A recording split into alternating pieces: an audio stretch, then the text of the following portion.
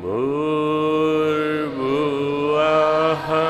स्वः सवितुर्वरेण्यं भर्गो देवस्य धीमहि धियो यो नः प्रचोदयात्। ॐ गुरुर्ब्रह्मा गुरुर्विष्णु गुरुरेव महेश्वरः साक्षात् परब्रह्म तस्मै श्री गुरुवे नमः। अखण्डमण्डलाकारं व्याप्तं येन चराचरं तत्पदं दर्शितं येन तस्मै श्री गुरुवे नमः। मातृवत् लालयित्री च पितृवत् मार्गदर्शिका नमोऽस्तु गुरुसत्तायै श्रद्धा प्रज्ञायुता च श्रद्धा प्रज्ञायुता च। परम पूज्य गुरुदेव और परम वंदनीय माता जी की सूक्ष्म उपस्थिति में यहाँ बैठे सभी हमारे विश्वविद्यालय के अधिकारीगण, देवतुल्य भाइयों, देवी स्वरूपा बहनों, विश्वविद्यालय शांतिकुंज और ब्रह्मवर्चस के हमारे कार्यकर्ता भाइयों बहनों, बाहर से आए हुए हमारे कार्यकर्ताओं, सभी हमारी इस विश्वविद्यालय की पढ़ने वाली छात्राओं, प्यारे प्यारे छात्रों, सभी प्यारे प्यारे बच्चों। आज का ध्यान मिटने का ध्यान। पिछला ध्यान था बहने का ध्यान, आज का ध्यान मिटने का ध्यान। परम पूज्य गुरुदेव निर्देश देते हैं साधक का सविता में समर्पण।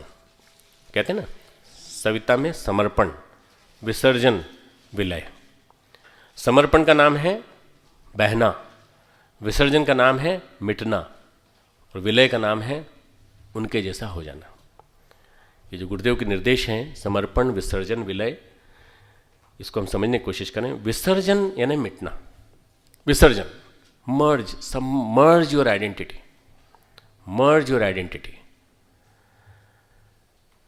इस प्रक्रिया में हम अपना अस्तित्व विराट में खोते हैं। इस प्रक्रिया में हम अपना अस्तित्व विराट में खोते हैं। ध्यान की एक महत्वपूर्ण फलश्रुति क्या है? जिसका हम ध्यान करते हैं उसमें हम अपने आप को खो देते हैं। उसके जैसा होने की यात्रा की ओर हम लोग बढ़ते हैं। उसके जैसा होने की यात्रा में हम बढ़ते हैं आगे। अध्यात्म के दो पक्ष हैं, एक विचार पक्ष, एक भाव पक्ष। अध्यात्म में दो पक्ष काम करते हैं, एक विचार, दूसरा भाव।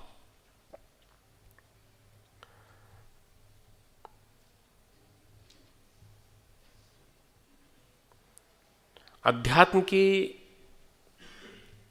दर्शन परक पक्ष जितने भी हैं वो विचार पक्ष हैं, और व्यवहार परक पक्ष जितने भी हैं वो भाव पक्ष है। मतलब थ्योरी विचार है तो प्रैक्टिस भाव है। और ध्यान की शक्ति का स्रोत है भाव। हमारे जो भी ध्यान हम कराते हैं इनकी शक्ति का स्रोत क्या है? भाव। भाव होगा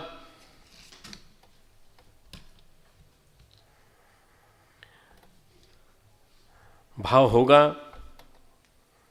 तो ही ध्यान होगा, भाव नहीं होगा तो ध्यान नहीं हो पाएगा। आप समझने की कोशिश करें, विचार से ध्यान नहीं होता, भाव से ध्यान होता है। विचार से परे जाकर भाव की स्थिति में आने पर ध्यान होता है। सिद्धांतों की विवेचना, तर्क, so and so philosophy, so and so hypothesis, ये तर्क, ये ध्यान नहीं है। ये क्या है? विवेचना है, एक प्रकार की एक्सप्लेनेटरी प्रोसेस है। भाव यानी फीलिंग में, एहसास में डूब जाना। भाव का मतलब होता है एहसास में डूब जाना, फीलिंग में डूब जाना। हम जिसका भी ध्यान करते हैं, गायत्री माता का ध्यान करें, गुरुदेव का ध्यान करें, सूर्य का ध्यान करें, हम उनके विषय में गहरे डूब जाएं, गहरे डूब जाएं, बस उगते हुए सूर्य का ध्यान करेंगे तो उस भाव का ध्यान गहराई से करेंगे। अब वहाँ विचार ले आए, अगर उगता हुआ सूर्य अर्थात कैसा होगा, सूर्य का ध्यान कर रहे हैं पहले तो सूर्य के बारे में सोचने लगे, सूर्य हाइड्रोजन हीलियम का गोला है और इसमें कहाँ से प्रकाश आ गया, इसमें कहाँ, इसका ध्यान करने से क्या फ़ायदा, और कहाँ हम सूर्य देख पाएंगे, कैसे देख पाएंगे, विचारों में खो गए, फिर भाव में नहीं जा सकते। सूर्य अतिमानसिक ज्योति का प्रतीक है, सूर्य अतिमानसिक ज्योति का प्रतीक है। उस भाव की स्थिति में जाके हम प्रयोग करें, ध्यान करें। गुरुदेव ने कई प्रकार के ध्यान बताए हैं गायत्री महाविज्ञान में। तारे, चंद्रमा, सूर्य, सोहम, न जाने कितने प्रकार के ध्यान बताए हैं। हर एक ध्यान में भाव चेतना का बड़ा महत्व है।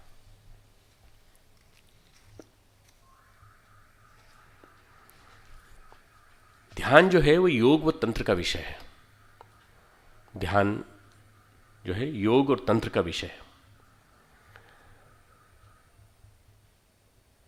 मेडिटेशन जब भी हम करते हैं तो ये it pertains to the faculty of yoga, योग एंड तंत्र। ये साइकोलॉजी और उस लेवल की चीज़ नहीं है कि हम मनोविज्ञान के स्तर पर ध्यान की व्याख्या करें, नहीं, ये उससे ऊंची है। एक एक देवी देवताओं के सैकड़ों ध्यान है, एक एक देवी देवताओं के सैकड़ों ध्यान बताए गए हैं।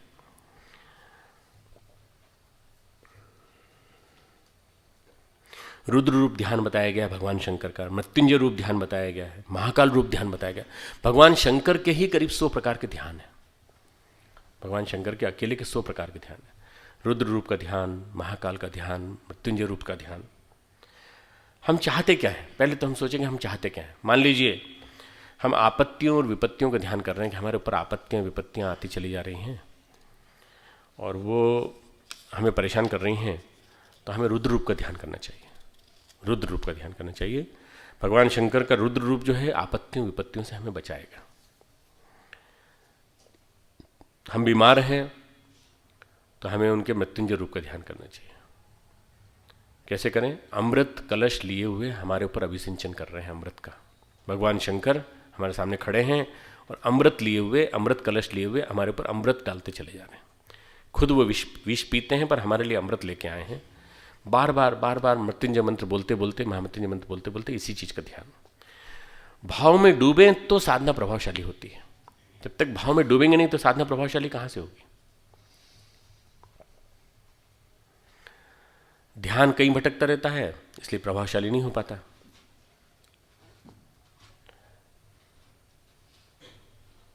यदि हम ये सोचें कि हमें भीतर डूबना है तो फल मिलेगा, नहीं तो नहीं मिलेगा।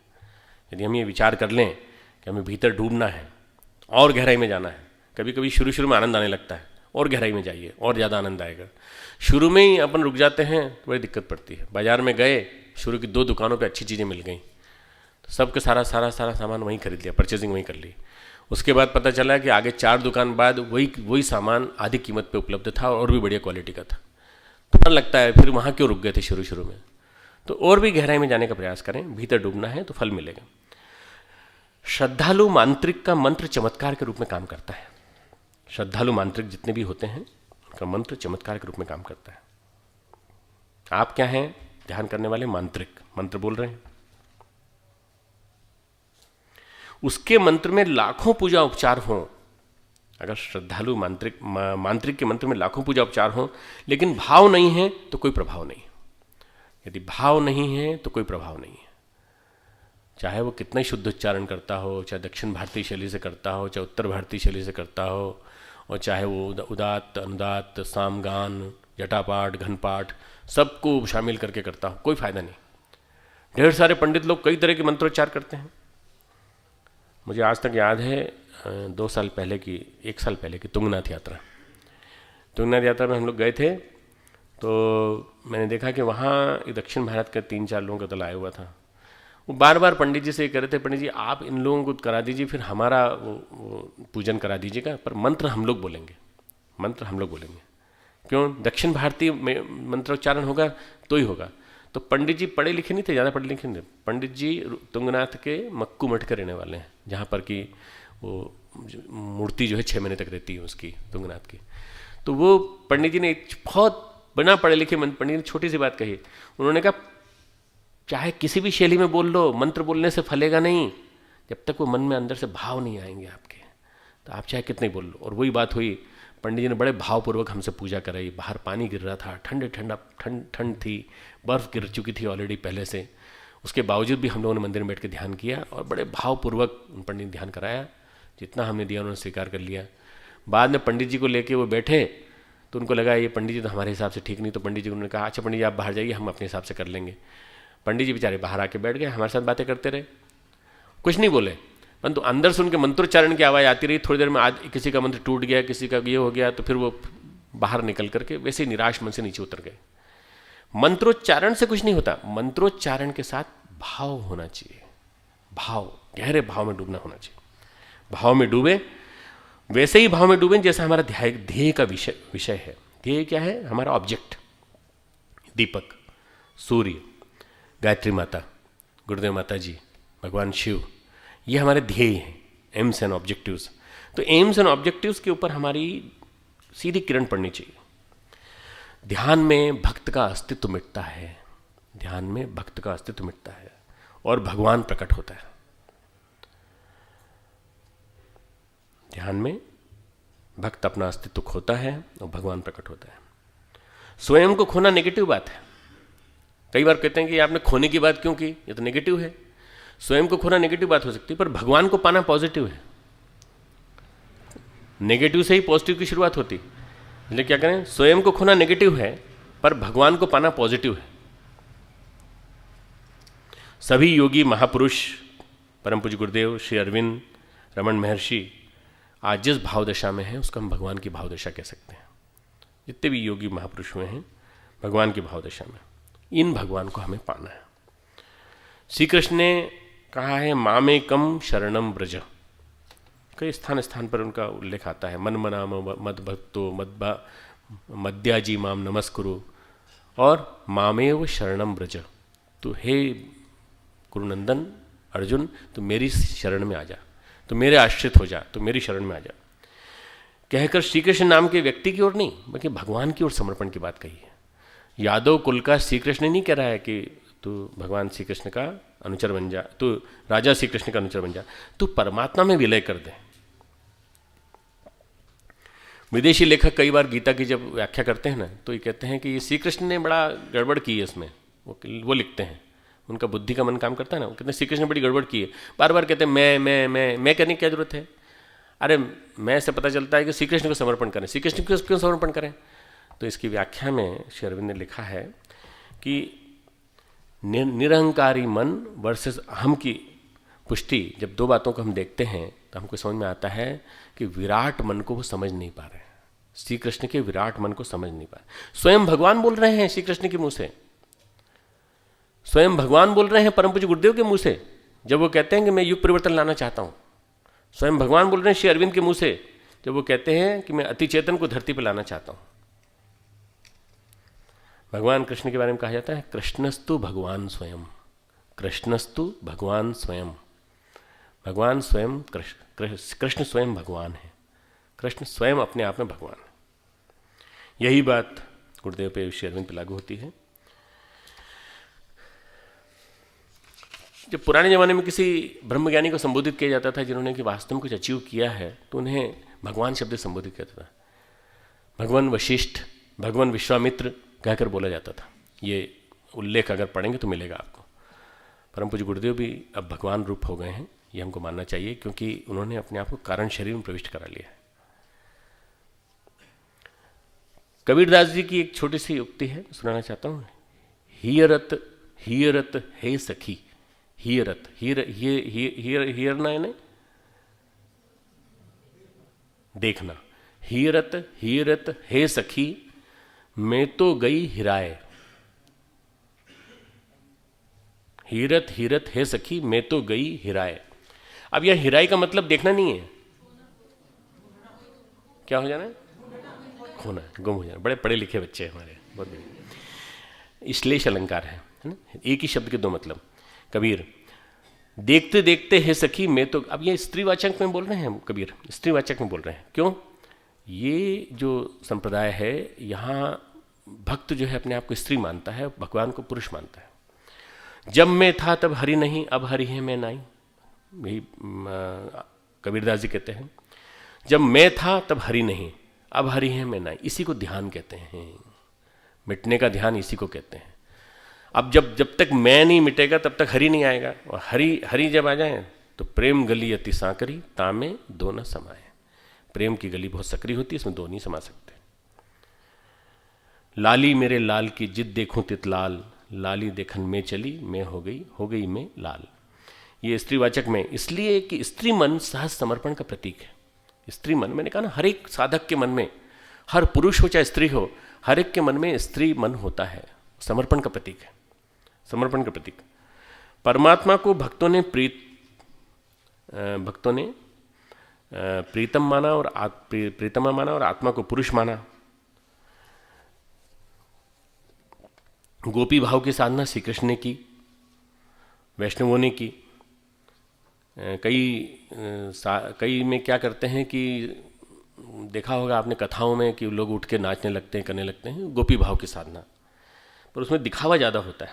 उसमें कोई पुरुष लोग क्या करते हैं कि अपने ऊपर चुन्नी ओढ़ लेते हैं, तो इतना भद्दा दृश्य दिखाई पड़ता है। मन में तो होता नहीं है, दिखावे में आ जाता है पूरा नाचने लगते हैं, वहीं सबके सामने नाचने लगते हैं।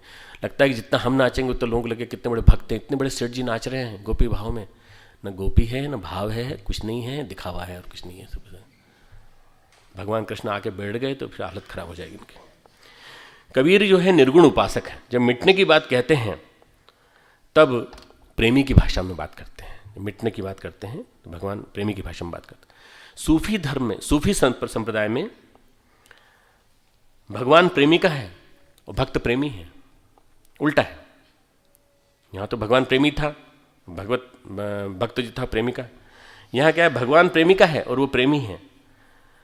और कहा जाता है भगवान के जमाल पर, खुदा का जमाल यानी खुदा का सौंदर्य, खुदा के जमाल पर प्रेमी रीझ जाता है, यानी खुदा के सौंदर्य पर प्रेमी रीझ जाता है।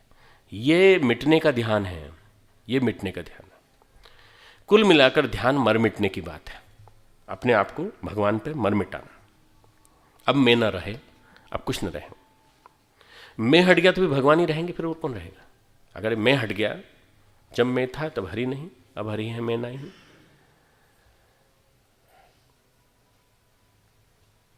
मिटने का सुख और अनुभूति तर्क से नहीं मिल सकता। मिटने का सुख और मिटने की अनुभूति तर्क से नहीं मिल सकती। एक बहुत बड़ा बुद्धिमान, सर्वोत्तम श्रेष्ठतम बुद्धिमान अपने को मिटाने की बात भी नहीं सोच सकता। वो पहले बुद्धि की बात सोचेगा, इससे मुझे लाभ क्या होगा। लाभ की और हानि की जो बात सोचे, बुद्धि की जो भाषा में बात करे, वो मिट नहीं सकता। पहले बुद्धि हटे तो भाव विकसित हो तो मिटे। अगर गुरुदेव ने लिखा है, अगर भगत सिंह ने अकल लगाई होती अपनी तो क्या वो फांसी पे चढ़ गए होते? अगर भगत सिंह ने अकल लगाई होती तो वो चढ़ गए होते। वो तो ये सोच के चढ़ गए फांसी पे कि राष्ट्र के लिए हमें मर मिटना है, हमने आज़ादी से शादी कर ली है। भगत सिंह जैसा भाव जब पैदा हो जाए तो फिर आदमी कुछ भी, फांसी का फंदा चूम करके गले लगा लेता है, फिर परिणामों की चिंता नहीं करता। प्रेम की भावना, उदात्त प्रेम की भावना ने गांधी के सत्याग्रहियों को मिटने के लिए विवश कर दिया। पता भी नहीं चला कितने लोग मिट गए, कितने लोग मर गए, कितने लोग अंग्रेजों की मार खाकर चले गए, लाला लाजपत राय जैसे ढेर सारे लोग।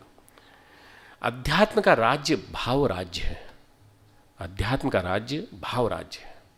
हम जिस राज्य की बात कर रहे हैं, जिस फैकल्टी की हम लोग चर्चा यहाँ कर रहे हैं इस क्लास में 1 घंटे तक, वो सारी की सारी भाव राज्य की चर्चा है। मैंने पहले भी बताया है और अभी बता रहा हूँ। ठाकुर रामकृष्ण परमहंस कहते थे, ज्ञान पुरुष है, ज्ञान बुद्धि पुरुष है, पहुँच बैठक तक ही होती है। पुरुष आपके घर में आ जाए तो क्या वो सीधा किचन में चला जाएगा?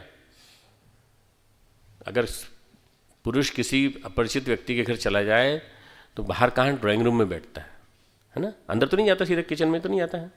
चौके में कौन जाता है? उसकी स्त्री जाती है, उसकी पत्नी जाती है। अगर, और वहीं से भगा दिया जाता है, वहीं सत्कार करके भगा दिया जाता है। अगर वो किचन में घुस जाए तो बैलेंस से सेवा होती है उसकी कि तुम अंदर क्यों आ गए, तुम बाहर जाके बैठो। ज्ञान पुरुष है, भक्ति स्त्री है।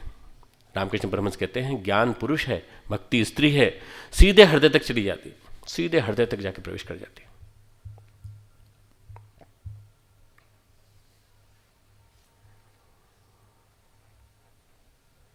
जब भी कोई महापुरुष धरती पर आता है तो एक ही काम करता है, भावों को प्रेरित, परिवर्तित और प्रवर्तित, भावों को प्रेरित, परिवर्तित और प्रवर्तित, ध्यान चक्र प्रवर्तन। महापुरुष जो भी आते हैं अपने डिसाइपल्स के माध्यम से भावों को प्रेरित, परिवर्तित और प्रवर्तित करते हैं। They just transform the whole process, भावनाओं की सारी प्रोसेस को ट्रांसफॉर्म कर देते हैं, गलत विचारों को सही दिशा में प्रेरित करने लगते हैं। बुद्ध और विवेकानंद ने यही किया।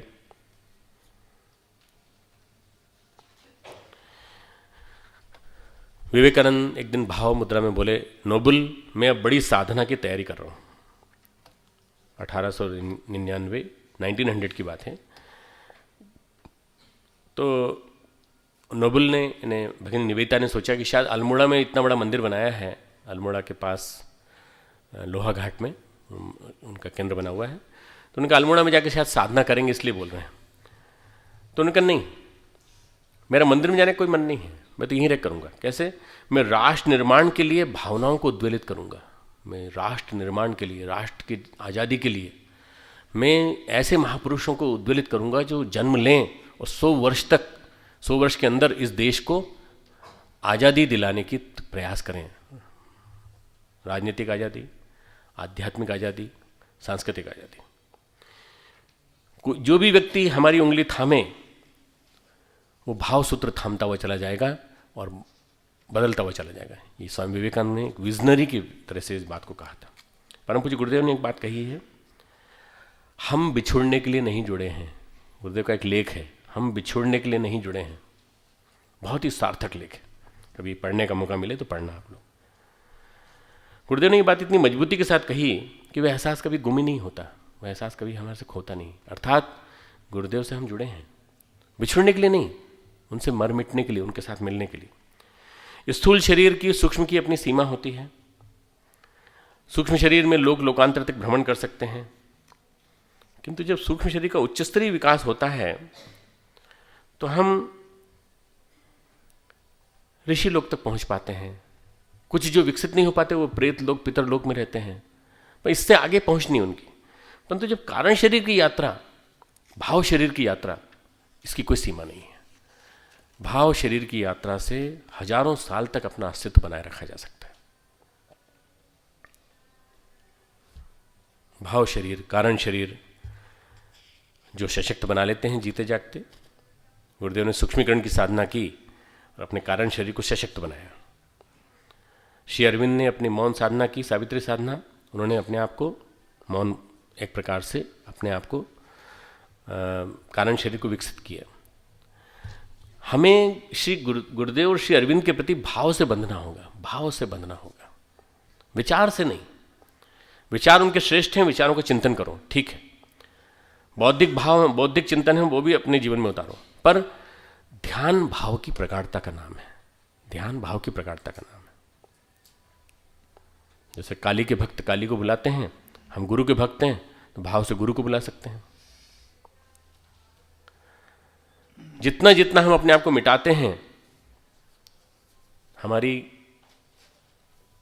सारी हस्ती मिट जाती है, पर एक मूर्ति जिंदा रहती है, उसका नाम है भाव मूर्ति। जितना जितना हम अपने आप को मिटाते हैं, हमारी सारी हस्ती मिट जाती है, केवल एक मूर्ति जिंदा रहती है, उसका नाम भाव मूर्ति। और इस भाव मूर्ति को हम जब प्रचंड शक्तिशाली बना लें तो इतना बढ़िया परिणाम निकलता है कि भगवान उसके पीछे पीछे चलता है। भाव मूर्ति के साथ भगवान चलता है, शरीर के साथ नहीं चलेगा, पर भाव मूर्ति के साथ चलेगा। भक्ति की परिभाषा ये है, जो भगवान को विवश कर दे साथ चलने के लिए, वो भक्ति। सर्वसमर्थ परमेश्वर भक्ति की डोर से बंधे हैं।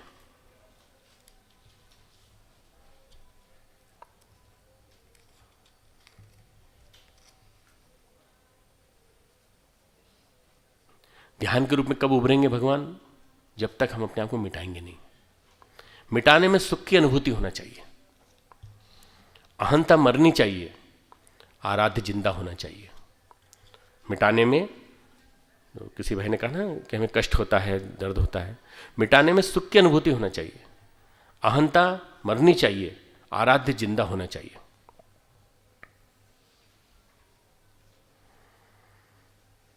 ज़ेन संप्रदाय है एक, आप लोगों ने सुना होगा, चाइना और जापान में।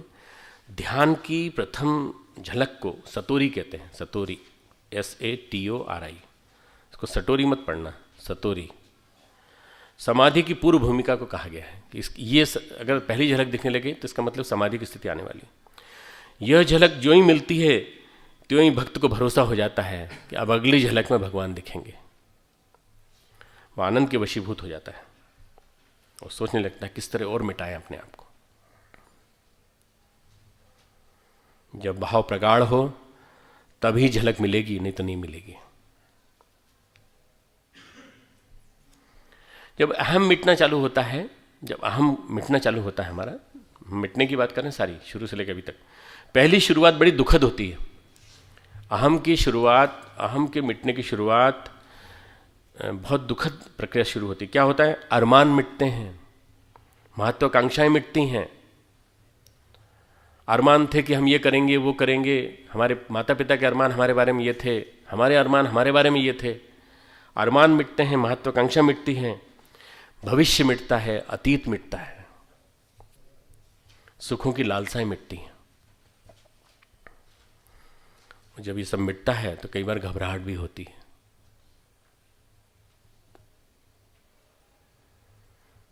मैं इस बात को फिर से दोहरा देता हूँ, समझ में आ जाएगी।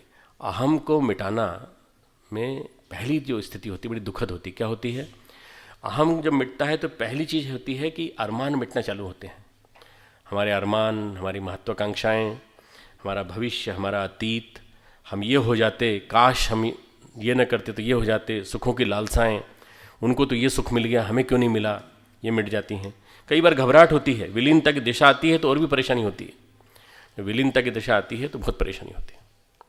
उदाहरण देता हूँ आपको, उदाहरण से आपको समझ में आ जाएगा।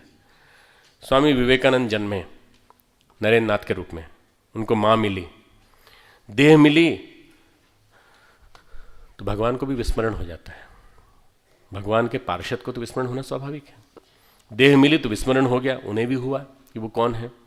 रामकृष्ण को नहीं हुआ, रामकृष्ण पहचान गए कि ये कौन है, ये मेरा पार्षद है, मेरी मदद करने आया है। विवेकानंद का प्रश्न था बौद्धिक, क्या भगवान को दिखा सकते हैं आप हमें? विवेकानंद जो थे बौद्धिक कल्पनाओं में, बौद्धिक विवाद में उलझे रहते थे हमेशा। और जब भी बहस करते थे तो इधर रामकृष्ण का संकीर्तन चल रहा है, उधर नरेंद्र नाथ का किसी से बहस चल रही है, ब्राह्मण समाज वालों से चल रही बहस चल रही है।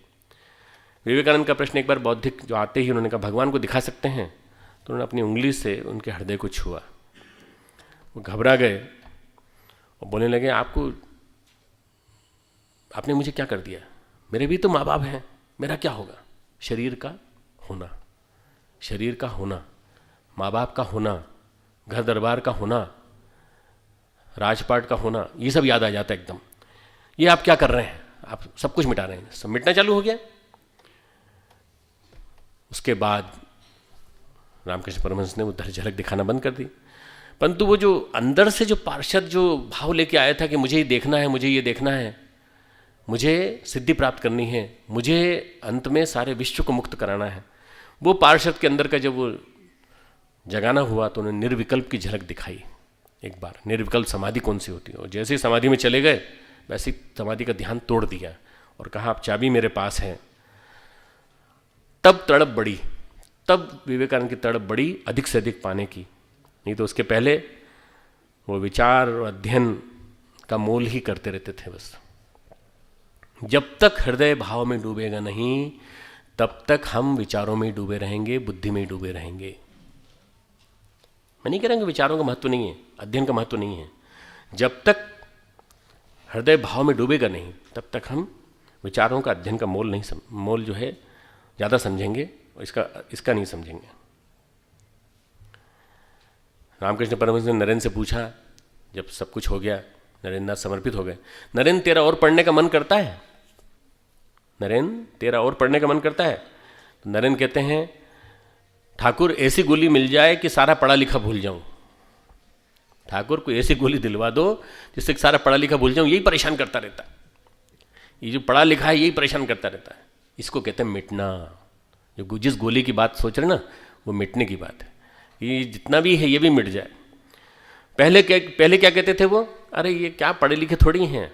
रामकृष्ण परमहंस की तरफ इशारा करके कहते थे ये पढ़े लिखे थोड़ी, इनको क्या मालूम हेगल कौन था, कांट कौन था, ये क्या जाने दार्शनिकों को, ये क्या जाने आज के बुद्धिवादियों को, उन्होंने क्या क्या अध्ययन किया है, क्या क्या अध्ययन किया है। बाद में बोलने लगे मेरे गुरु से बड़ा अध्ययन करने वाला कोई नहीं है, मेरे गुरु ने अध्ययन किया है, मेरे गुरु ने जीवन जिया है और मेरे गुरु ने मुझे जीवन जीना सिखाया। ये कब हुआ? जब मिटना चालू हुआ। जब नरेंद्र मिटा तब विवेकानंद पैदा हुआ। हमारे अंदर का भी नरेंद्र मिटे तो हमारे अंदर का विवेकानंद, हमारे अंदर की नोबल मिटे तो हमारे अंदर की निवेदिता प्रकट हो। मिटने के बाद पढ़ाई भी बेमोल लगने लगी नरेंद्र नाथ को। अहंता तिल मिलाती है। अहंता की आड़ में छिपे प्रभु जब दिखाई पड़ते हैं, अहंता की आड़ में छिपे प्रभु दिख रहे हैं। ये दीपक मुझे दिख रहा है, तो मुझे दिख रहा है और मैं समर्पित होना चाहता हूं, तो इसकी आड़ में अहंता जो है वो तिल मिलाती है और वो कोशिश करती है कि किसी तरह से मैं इसके ऊपर हावी हो जाऊं, साधक के ऊपर हावी हो जाऊं, ताकि अहंता के घेरे में ये त्रैगुण्यमयी प्रकृति में बंधा रहे और ऐसे जीवन काटता रहे। सारे लोग 95% लोग इसी जीवन में जी रहे हैं। 95% सारी दुनिया के लोग, केवल 5% लोग हैं जिनको चूजन वन कहा जाता है, सेलेक्टेड वन कहा जाता है। आत्मा पूरा प्रयास करती है कि जितनी जल्दी ये पर्दा गिर सके उतना गिर जाए। गुरु यही करता है कि उस आत्मा को अहंता मिट जाए और झलक दिख जाए परमात्मा की। गुरु हर चोट से अहंता को नष्ट करता है। गुरु चोट मारता है, कंटिन्यूस चोट मारता है, चोट मार मार के अहंता को नष्ट करता है। एक छोटा सा उदाहरण सुना के अपनी बात ध्यान के माध्यम चालू करूंगा। राजस्थान में एक भुवनेश्वरी शक्तिपीठ है, 51 शक्तिपीठों में से एक शक्तिपीठ है। उसके महात्मा है नथमल दधीची। नथमल दधीची, उनके शिष्यों ने एक किताब लिखी है उन गुरु पर। गुरु मिले, तुमने उन्हें अपनाया, और अगर गुरु अपनाया तो ये मत सोचो कि तुम्हारे जीवन में सुख ही सुख आ जाएंगे। अगर गुरु अपनाया तुम्हारे जीवन में कष्टों की बाढ़ आ जाए तो तुम ये मान के चलना कि गुरु की कृपा बरस रही है, गुरु की कृपा बरस रही है। और तुम ये सोचो कि तुम्हारी तरक्की होगी, सुख सौभाग्य बढ़ेगा, तो ये मान लेना कि गुरु ने देवी सुख के लायक नहीं समझा, भौतिक सुख तुमको दे दिया। जाकी रही मान्यता जैसी, जिसकी जैसी भावना होती है, भावना जैसी प्रभु मूरत देखी तिन तैसी। हमको तो गुरु के रूप में एक पारस पत्थर दिखाई पड़ रहा है, इसको छू लो सोना बन जाओ, जितनी चीज़ें उनको छू के सोना बन जाए। साहब हमने तो उनको बस प्रणाम किया, प्रणाम करने के बाद हमारे जीवन में इतना सौभाग्य आ गया कि बस 2 मकान बन गए और ये बन गए। देवी सुख के लायक नहीं समझा भगवान ने। भगवान की कृपा जब बढ़े, गुरु की कृपा जब बढ़े, तो ये मान लेना पहले आपदाएं बढ़ती हैं, चोट मारती हैं, अहम पे चोट मारती हैं, हमारे अंदर के आत्मा के खोलों को, आत्मा के आवरणों को तोड़ती हैं। अतीत के कर्मों पर पहला प्रहार गुरु के द्वारा होता है और कुसंस्कार मिटना शुरू हो जाते हैं। कुसंस्कार मिटना शुरू हो जाता है। जब अहंता मिटती है तो चित्त के संस्कार मिटते हैं, पाप कर्म मिटते हैं और कई अनुभूतियां घटती हैं। जब अहंता मिटती है, चित्त के संस्कार मिटते हैं, पाप कर्म मिटते हैं, कई अनुभूतियां घटती हैं। हो सकता है वो सुखद अनुभूतियां भी हों, हो सकता है दुखद अनुभूतियां भी हों। कुसंस्कार झटके से जाता है, स्नायु संस्थान को झटका देकर के जाता है, तो दुखद अनुभूति होती है। और एक सुसंस्कार जब आता है तो प्रसन्नता के साथ आता है। चित्त का एक कोना निर्मल हो गया तो अलौकिक दृश्य दिखाई पड़ने लगता है। सुबह से बादल छटे हुए थे, सुबह से बादल लदे हुए थे, सूर्य दिखाई नहीं पड़ रहा था। अभी शाम होते होते 3-4 बजे मैं खिड़की के पास बैठ के अपना लेखन करता हूँ। मैं देख रहा था कि जैसे बादल छटे तुरंत सूरज दिखाई देने लगा। बाकी में बादल ही बादल हैं, पर एक कोना, जरा सा छोटा सा कोना छटा और जाता हुआ सूरज, 4 बजे का सूरज, 3:30-4 बजे का सूरज अपनी झलक दिखाने लगा। पर कब तक दिखा था, बादल फिर आ गया। वो जो अलौकिक दृश्य दिखा वो भी था साथ में, उसके बाद बादल आ गए, वो भी था। हो सकता है दोनों दृश्य साथ साथ चले, दुखद दृश्य सुखद दृश्य साथ साथ चल सकते हैं, दुखद और सुखद अनुभूतियां दोनों साथ साथ चल सकते हैं। जितना जितना हम मिटेंगे उतनी उतनी हमारी गांठ खुलेगी, ध्यान उतना ही बढ़ेगा, उतना ही फलेगा। जितना जितना हम मिटेंगे, आज ध्यान का मिटने का ध्यान कराएंगे तुरंत। ध्यान मन व बुद्धि के धारणा से शुरू होता है। हम कहते हैं ना कि धारणा विचार को कहते हैं, विचारों के प्रवाह को कहते हैं। हो सकता है बुद्धि अस्वीकार कर दे, बाहरी पहली बुद्धि है, परंतु जब ये धारणा गहरी जाती है तो छवि जैसा देखती है वैसा कल्पना का बिंब बन जाता है। अभी हम कल्पना कराएंगे तो कल्पना का बिंब बनता चला जाएगा। उसके द्वारा धुलाई होने लगती है, धुलाई रंगाई, धुलाई रंगाई, गलाई ढलाई, गलाई ढलाई, धुलाई रंगाई। पहले धुलता है चित्त, फिर उसके बाद रंगता है। चित्त के संस्कारों की प्रक्रिया जब मन के गहरे स्तर पर उतरती है ध्यान के द्वारा, तो चित्त और निर्मल होता चला जाता है। मिटने की प्रक्रिया चित्त को निर्मल बनाती है, मिटने की प्रक्रिया चित्त को निर्मल बनाती है। इसी को चित्त की धुलाई भी कह सकते हैं, इसी को गलाई कह सकते हैं। गुरुदेव ने जिसको गलाई ढलाई कहा है। और भी गहरे ध्यान करेंगे तो अहम की गांठ खुलेगी, इससे भी और गहरे जाएंगे तो अहम की गांठ खुलेगी। अभी खुली कहाँ है, शुरुआत कर रहे हैं ना अभी तो अपन। आज मिटने का ध्यान करेंगे, अहम की गांठ तो तीसरे ध्यान में खुलेगी। चित्त तो अंधेरा है, ब्लैक बॉक्स है। ध्यान के प्रकाश से जब वहां उजाला होगा तब अहम की गांठ खुलेगी। चित्त तो ब्लैक बॉक्स है, बताया था ना आपको कि ब्लैक बॉक्स होता है चित्त। किसका? कॉकपिट का ब्लैक बॉक्स होता है। अहम की गांठ खुली, अयम आत्मा ब्रह्म। जैसे अहम की गांठ खुली, जो तू है वही मैं हूं, मिटने की संपूर्ण अनुभूति हो जाती है।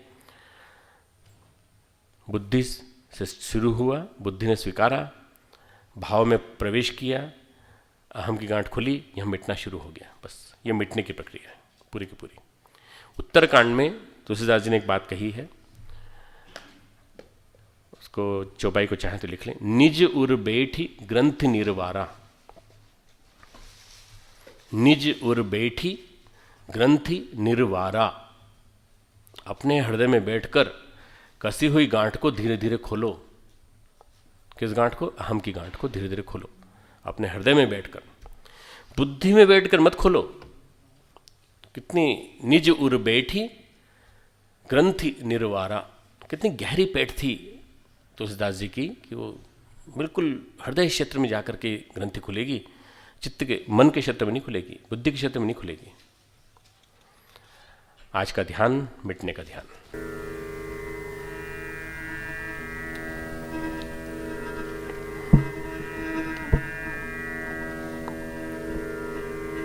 आंखें बंद, शरीर ढीला,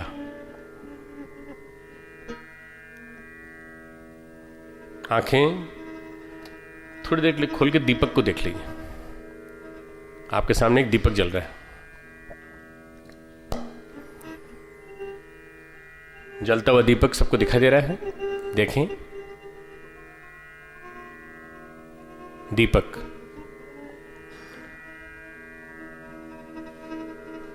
दीपक जलता है तो पतंगा उसके ऊपर आता है और जलती हुई अग्नि में अपने आप को मिटा देता है।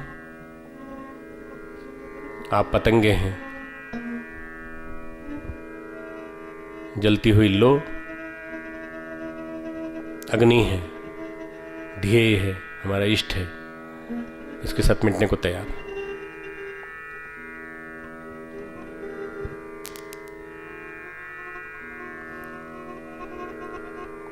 दीपक का ध्यान, दीपक की लो में मर मिटने का ध्यान। सारा अस्तित्व दीपक की लो के साथ एकाकार।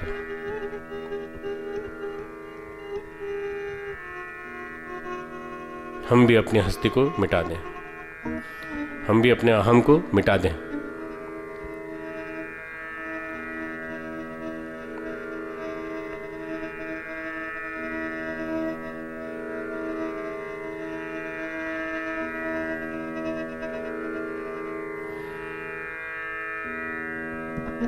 शांति कुंज, गायत्री तीर्थ, सप्त सरोवर, सूर्योदय, उगता हुआ सूर्य,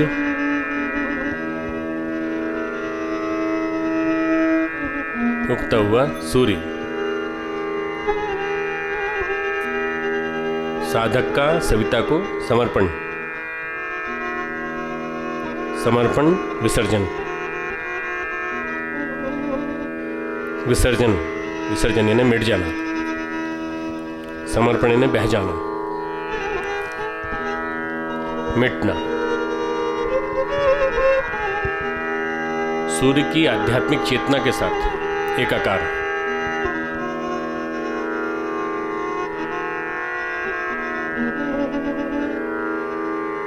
अब दोनों में कोई अंतर नहीं है, हम सूर्य समान हैं। सूर्य मध्य स्थित परम पूज्य गुरुदेव की सत्ता के साथ एकाकार, विराट सूर्य के साथ एकाकार। चलते चलते हम सूर्य में प्रवेश कर गए। प्रातःकालीन सूर्य। ध्यान रखें, यहाँ सूर्य का ध्यान नहीं कराया जा रहा है और न दीपक की ज्योति का ध्यान कराया जा रहा है। दीपक की ज्योति का ध्यान, सूर्य का ध्यान अलग। यहाँ सूर्य के साथ एकाकार होने का ध्यान, अपने आप को मिटाने का ध्यान।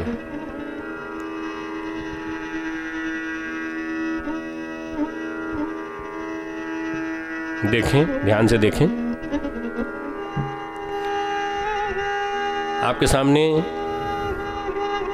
एक चिता जल रही है।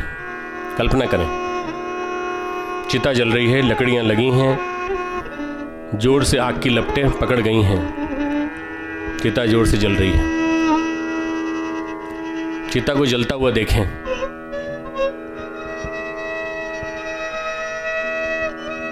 लपटें जोर से ऊपर की ओर भाग रही हैं, आकाश की तरफ। चिता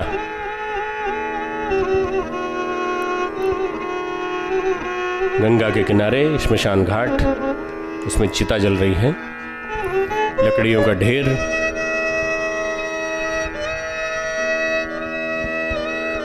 चिता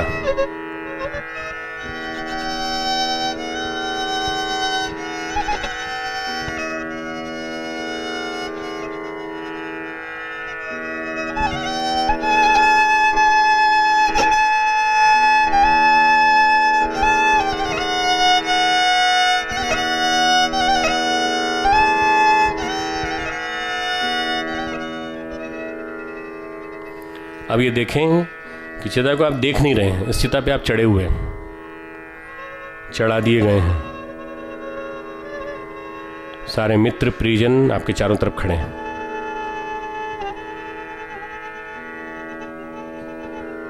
आग लगा दी गई है, इस चिता पर आप चढ़ा दिए गए हैं। लकड़ी नहीं जल रही है, आप भी जल रहे हैं। ये बाधक शरीर जलता चला जा रहा है, थोड़ी देर में सब राख हो जाएगा, लकड़ियां भी और हम भी। स्वयं को आप अपने आप को चिता पे चढ़ा हुआ माने। चिता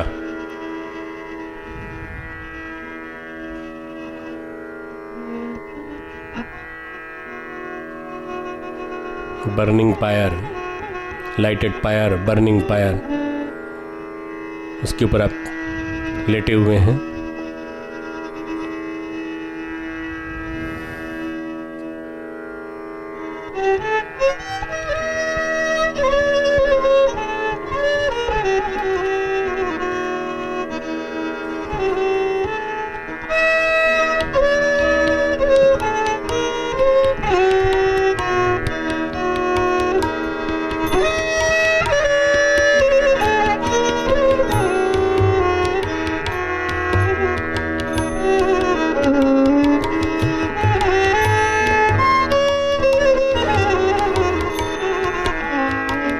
मृत्यु एक उत्सव, मृत्यु एक पर्व।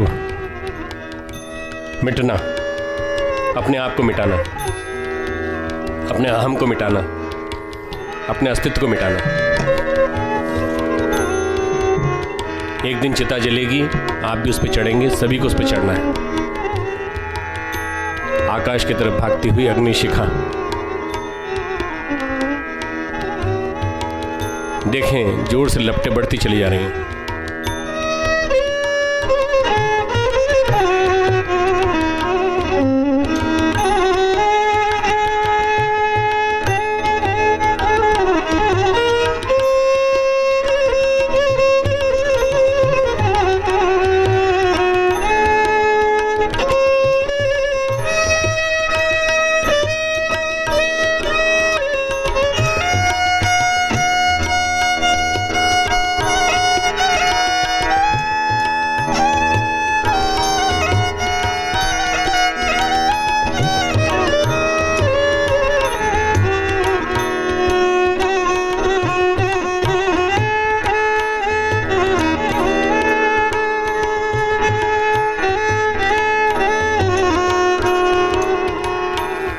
चिता की आग की लपटें बढ़ती चली जा रही हैं। आपका शरीर जलकर पूरी तरह खाक राख रह जाएगी।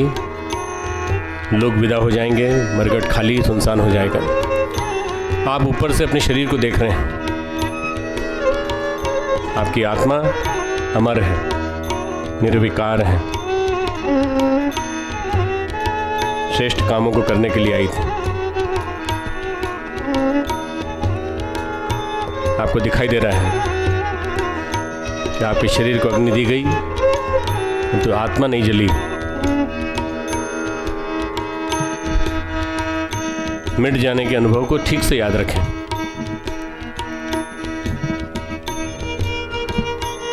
लपटें बढ़ती चली जा रही हैं, शरीर जलता जा रहा है, आप ही जलते चले जा रहे हैं, आप ही मिटते चले जा रहे हैं। ये सब अहंकार, ये पदवी, ये डिग्री सब धुआं हो गया, सब राख हो गया। जरा भी अपने आप को बचाने की कोशिश मत करना, छोड़ दें, लपटों में छोड़ दें, ताकि सब जल जाए, सब मिट जाए, सब राख हो जाए।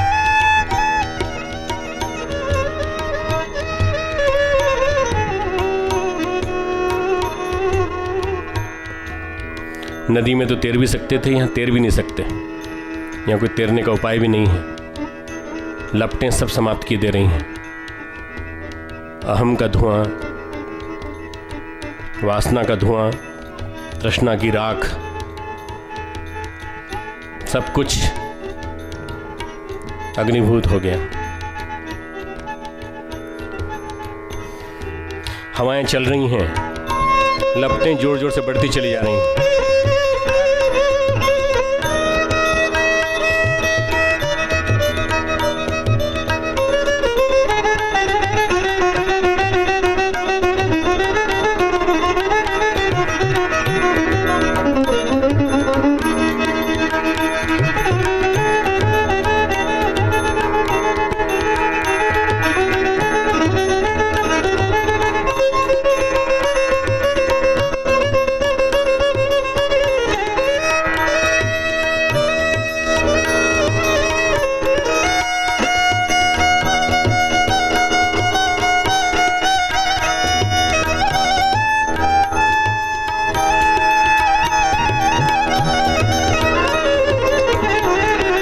सब जल गया, लपटें बुझती चली जा रही हैं, राख पड़ी रह गई है। लोग विदा होने लगे हैं, मरघट पर सन्नाटा है।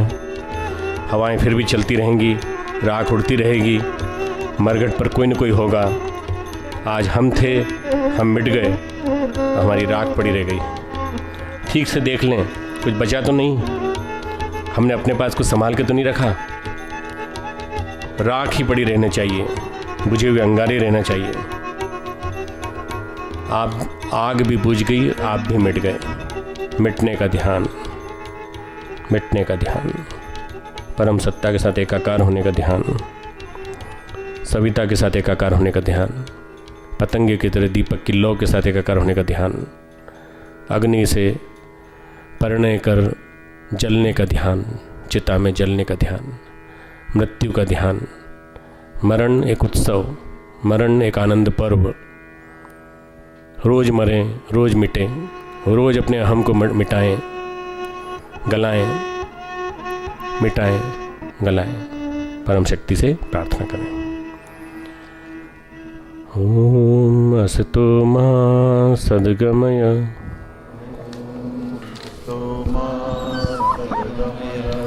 ओम तमसो मा ज्योतिर्गमय,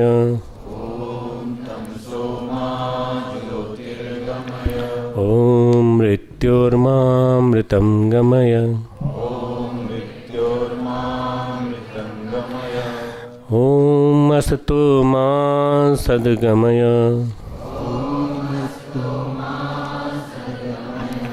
ओम तमसो मा ज्योतिर्गमय, ओम मृत्योर्मामृतं गमय, ओम मृत्योर्मामृतं गमय, ओम मृत्योर्मामृतं गमय,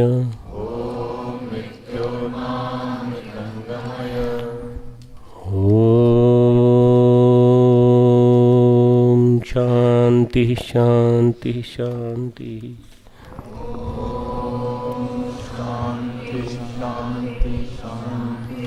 दोनों हाथों को रगड़ें। ध्यान की ऊर्जा, मिटने का ध्यान अपने अंतःकरण में स्थापित कर लें। सुबह जागें तो नया जन्म, रात को सोएं तो नया मरण। ये मृत्यु का पर्व है, इसको हम मनाएं। और चिता में अग्नि का ध्यान जो कराया गया, मिटने का ध्यान, 3 प्रकार के ध्यान कराए गए, आज उनको अपने जीवन में उतारने की कोशिश करें। आज का विशेष शांति पाठ ईशावास्योपनिषद का 14वां और 15वां श्लोक। मेरे साथ साथ बोलेंगे। संभूतिं च विनाशं च यस्तद वेदो भयं सह विनाशेन मृत्युम तीर्त्वा संभूत्या मृतमश्नुते। इसका भावार्थ जो है वो मैं आपसे रिपीट करवाता हूँ। जो मनुष्य अविनाशी परमेश्वर और विनाशशील देवादि को साथ साथ यथार्थतः जान लेता है, वह विनाशशील देवादि की उपासना से मृत्यु को पार करके अविनाशी परमेश्वर की उपासना से अमृत को भोगता है, अर्थात अविनाशी आनंदमय परब्रह्म पुरुषोत्तम को प्रत्यक्ष प्राप्त कर लेता है। इस श्लोक में क्या बात है, थोड़ा सा एक श्लोक और बचा है अभी। इस श्लोक में क्या बात है कि देवादि को ये कहा गया है कि ये सब के सब जो हैं योनियाँ भोग योनियाँ हैं, सभी विनाशशील हैं, क्षणभंगुर हैं, जन्म मृत्युशील के होने के कारण महान दुख के कारण हैं। और इनके परमात्मा के साथ मिलन के कारण जो प्रक्रिया हो रही, वही हमारी भी परमात्मा के मिलन के साथ हो। आगे बोले, हिरण्यमयेन पात्रेण सत्यस्यापि हितम सुखम हितम मुखम तत्वं पूषन्न पावृणे सत्यधर्माय दृष्टये। हे भगवान, आप अखिल ब्रह्मांड के पोषक हैं। आपसे ही सबको पुष्टि प्राप्त होती है। आपकी भक्ति ही सत्य धर्म में है। अतएव मेरी पुष्टि, मेरे मनोरथ की पूर्ति आप अवश्य करें।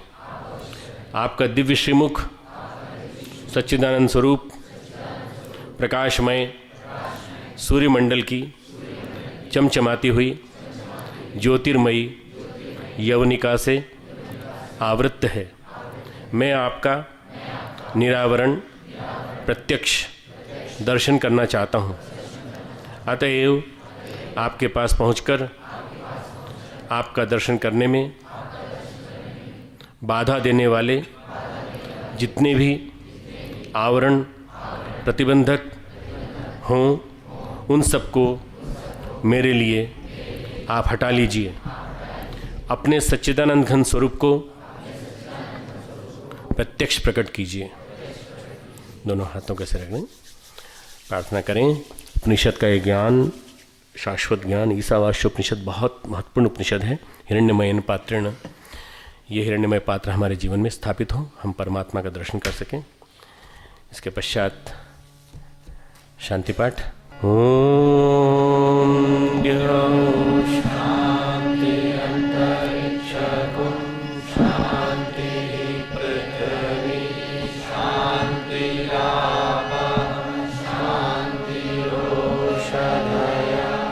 शांति वनस्पतयः शांतिर्विश्वे देवा शांति ब्रह्म शांति सर्वगुण शांति शांतिरेव शांति सामा शांतिरेधि।